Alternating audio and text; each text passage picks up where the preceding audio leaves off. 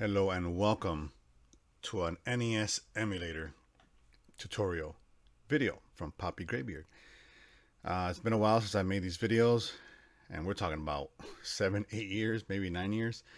I've been trying to make more videos like this, but just for some reason could never get around to make them. But let's jump right in. So first, we're gonna go to the website. We're gonna Google Meeson or Messen, right? I'm gonna go to Google.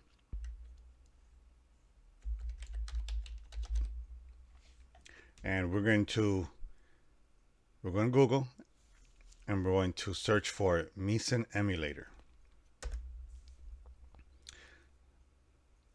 So you're going to go to this website right here, meeson.ca.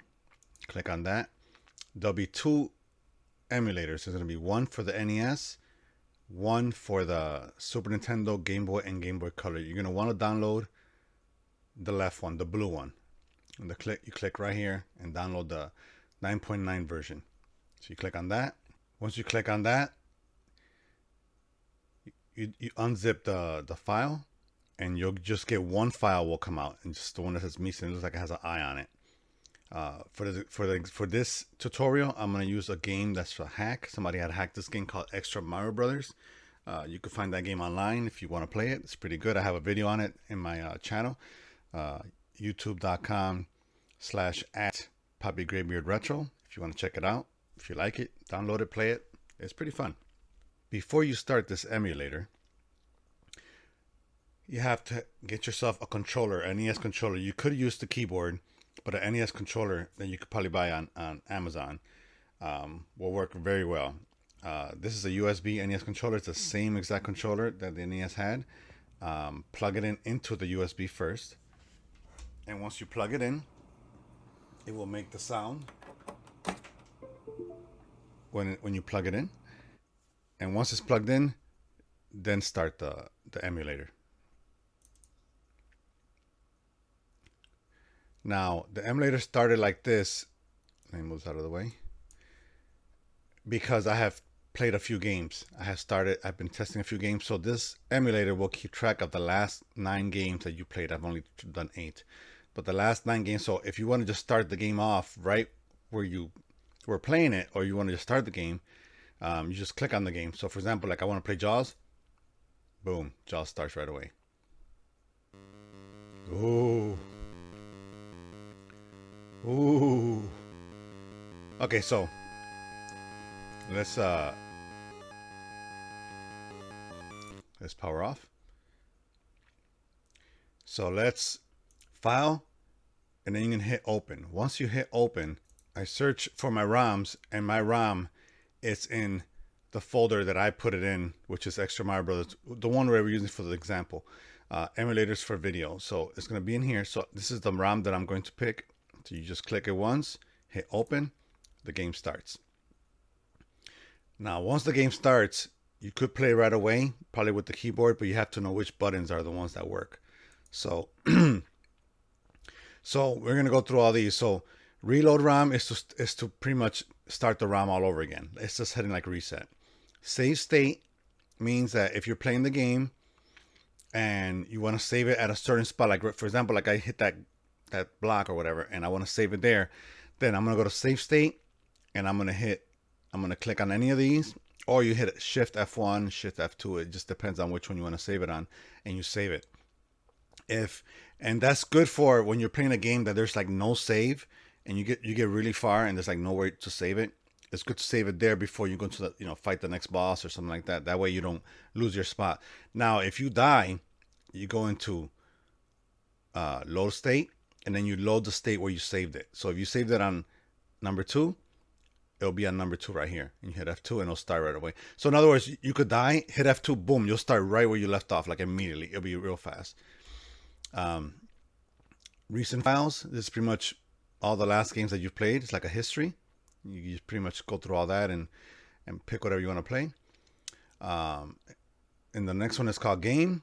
So you could pause the game, which you could hit escape. You could reset it, or you could power cycle, which means it's like a hard reset, or you can just turn off the whole. It's like turning off the system. Okay, options. Speed. If you have a good computer, which I'm pretty sure you do these days, just leave it on normal, 100. This will keep it exactly where it needs to be, depending on the game. If you want to increase the speed and make it faster, you can. If you want to make it slower, you can. If you want to make it go real fast, you can. And then this is pretty much already like a preset. You can make triple speed, double speed, half speed, quarter speed. And if you want to show your frames per second in the corner, you can. You click on here or you press F10, it does that. Video size. So this is pretty much, you can make the screen as big as you want. Times 1, times 2, and so on and so forth. Times 3, times 4, times 5. I mean, you can make it however you want for your monitor. Video filter. I never really mess with these. These are pretty much just to make it look, I guess, different. Not 100% sure what it does, but okay, I clicked on that one. I mean, it doesn't really do anything, to tell you the truth. It looks exactly the same. So let's go to none. I would just leave it at none. Not worry about it. Region, just leave it on auto. If you're in the United States, it's pretty much NTSC. If you're out of the country, PAL. Audio. So I wouldn't touch none of this. I will leave it exactly how it is. It depends if you're recording, which we'll get to that in a second. You could mute the sounds when in the background. You see, reduce volume when in the background. There's just a bunch of options you could tinker with. However you want. You could have audio. You could turn off the audio. Volume. You could adjust the volume of all the sounds, I guess, that the game makes. And you could just you could take off the music and just play the game. You could take off the sounds and just have music. I mean, however you want. This is pretty much the sound. If you want to come up more from the left, more from the right, it's just kind of like a surround sounding type of stuff. Equalizer, everybody knows what that is. You can mess with that. I would just leave it alone. Effects. This is if you want to make it sound kind of different. Reverb, you can make it sound like echoey, stuff like that. I would just leave it alone. And all this stuff pretty much explains what it is, and it just depends on your sound, how it sounds, how you want it to sound. You could just mess with that and to your liking. So then we got input. So input is where you put your controllers in. So earlier I plugged in the controller. When you come into the input settings, you're going to see player 1, standard controller, and you're going to hit setup. So when you hit setup, you're going to get all these, you're going to get all this input stuff. So key set number 1. So on the pad, you're going to click on this button, and then you hit up on your controller. Pad down, hit down. Pad left, hit to the left. Pad right, hit to the right. The select button, click it, hit select, start, and so on and so forth. Turbo A and Turbo B, unless you have a controller that has 4 buttons here, then you could set up Turbo B and Turbo A, but for now we're going to set up just B, and the controller, and A. And then you just hit OK. And then hit OK again. And now your controller is pretty much set up to play. And you can just jump in the hole, no problem. So let's pause it. That was awesome. Video. So video, it's if you want to adjust the size of the screen, if you want to make it wider, if you want to make it taller. So here's, like mine's, I have it on custom. See, so you could kind of just play with it however you want, how wide you want it. I have it on custom, so I kind of just, that's what's best for me. This scale is best for me. There's different scales.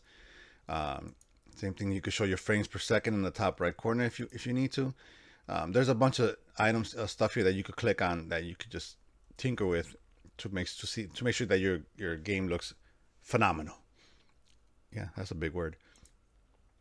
Here's the brightness and contrast if you want to mess with that. If you can make it look better. Saturation. Pretty much like when you mess with the screen, it's the same thing. And here's like different filters if you want to mess with all these different filters to make it look a certain way. Overscan, that's if you want to, so if you click up or down, see it moves it to the right. Same thing with this one, moves it to the right. And this one, moves it down, moves it up. That's what I was in game specific. So you can actually set this up. Like for example, I could click on this right here, and only when I play Extra Mario Brothers, which is this game, it would put it with these settings, so you can actually save a game specific setting for the specific game that you're playing. Palettes, pretty much, you know, I never mess with this. I'm not sure what that all means, but I wouldn't mess with it. And advanced, so this is pretty much just messing around with the actual game to just to make it do whatever you want. So I would just leave it like that. I would just not even mess with it, to be honest. But it's up to you. Emulation. So this is pretty much how you want the emulator to run. So you could make it run ahead by a few frames if you want to. The speed of the emulator if you want to go real fast. Fast forward. I mean, there's just you could mess with this and kind of see what it does. I've never really messed with it, but it's pretty much what it does.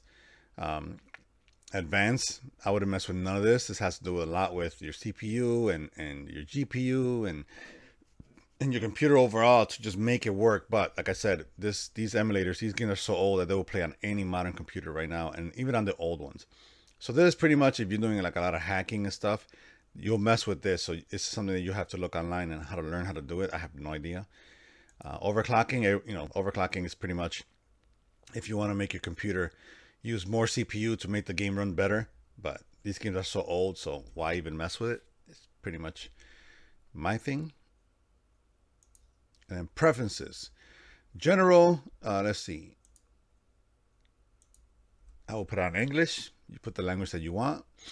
This is just pretty much just the emulator itself, like checking for updates, allowing if only one emulator playing at the same time. So I guess you could play two of them side by side, play two different games. I'm guessing that's what you could do. When you pause it, you could hide the screen. I mean, it's just different settings that you can mess with here.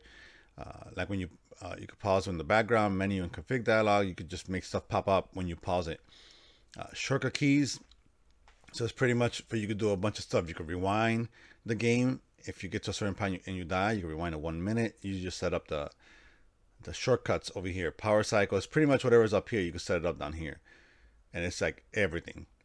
So that way you don't have to go in here and look for it. You just pretty much hit the button and just set it up. Save data. You can set it up for when you're playing the game. You can set it up for every minute, every 2 minutes, every 5 minutes. It'll save the game on its own. That way you don't have to physically do it when you go into file and save state. It'll just do it on its own. You can make sure that it tells you when it's saved. And you see, allow save state to be loaded, modified ROM patches. So that's pretty much that has to do with some hacking stuff, which I wouldn't do. Now here's Google Save, so you can integrate with Google Drive, which I use, and if you integrate with that, then all your saves will save on the cloud.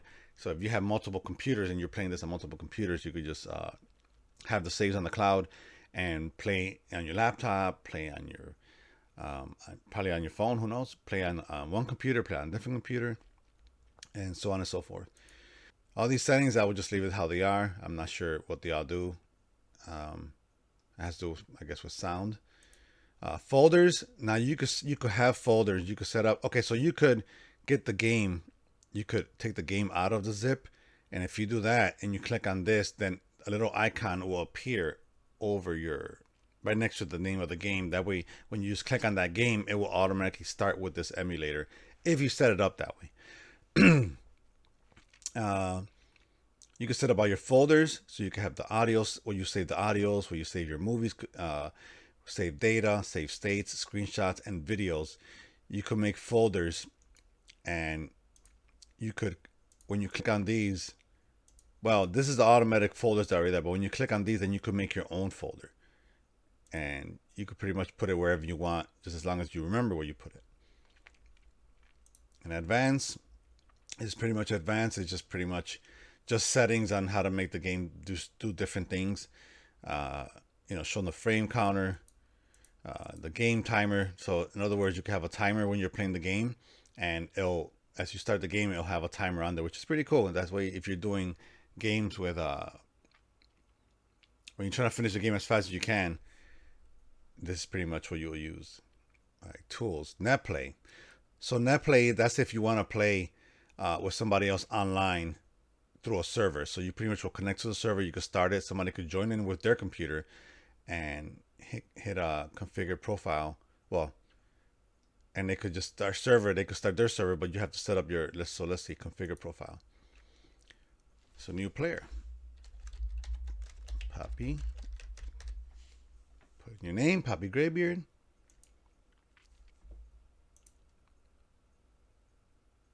And I guess start server. So this is pretty much what you'll do. So you'll put a server name, a port name, and a password. And this is the information you don't share with anybody, but this is the information that you will give to the other person that's somewhere else to play 2 players with you. Like for example, if you want to play any multiplayer game, then this will be the way to go.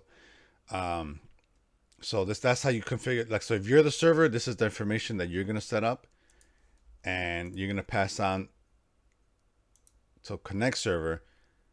That's the information that you're going to pass on to the other person, and they're going to put their information in here, hit OK, and then they'll connect. As you saw, they can also join as a spectator. So if you click on this, then you're just there to watch. You're not there to play or engage in the game. So movies, you could record. You could as you're playing the game, you could play. You could play the video that you played, record, stop. Got the settings there. History viewer. So this is pretty much what I've done. Whatever you've done in the game for the last 14 minutes, then you could watch it. So it's been saving it this whole time, and you could export it. You could resume your gameplay, so on and so forth. Cheats. So a game like this is if you want to add like a cheat, you find the game ad cheat and then the cheat name. And then if you're using Game Genie or Pro Action Rocky, which you go to the websites of Game Genie or Pro Action Rocky, you will put the information here, and then you hit OK, and then it will save it in here. And then once you set it up, you'll have the cheat activated, and then you can use the cheat. Sound recorder. If you want to record sound, you will click right here. That way you record all the sound. Then you stop recording. Like for example, there's like a song that's playing in the game. You want to record that. You just click here, hit record. And then when the song's done recording, you hit stop record. Video recorder. This is same thing. You could be recording the game. You hit record, stop recording when you're done. Install HD pack. So that is something you have to download. You have to download the HD pack. I'm not sure exactly what that does. HD pack builder. Not sure what that does, but it's telling me to record. So I'm guessing it's to record the gameplay, which that's like the third. So I'm guessing here's movies. You could record, and then you have video recorder, and you can record. So I'm not sure what the difference is between those two. Load random game, self-explanatory. If you click on there, it'll just load a random game. Screenshot, if you want to just take a picture of the screenshot, do that. Debug is pretty much just messing around with the whole emulator itself. You could pretty much play with it if you want. I wouldn't recommend it if you want to keep your emulator working at optimum level, but it's up to you if you want to mess with that. But I wouldn't recommend it. This emulator is awesome. I like the fact that you could start the emulator and put it exactly how you want it. For example, I like this size exactly, because when I stream online when I stream on my channel, and this will be exactly pretty much what I'd be playing. A lot of hacks, a lot of NES, Super Nintendo, so make sure you check me out. But yes, that's pretty much all the information about this emulator. If you have any questions, please leave your comments down below. I appreciate you watching, and make sure you watch me live at twitch.tv/PoppyGraybeard, and check out my other channel at youtube.com/PoppyGraybeard. Like, subscribe, follow, hit that bell, and more videos to come. Thank you so much for watching, and you have a great day. Thank you so much for watching Poppy Graybeard Retro. For your next video, click here. Don't forget to subscribe.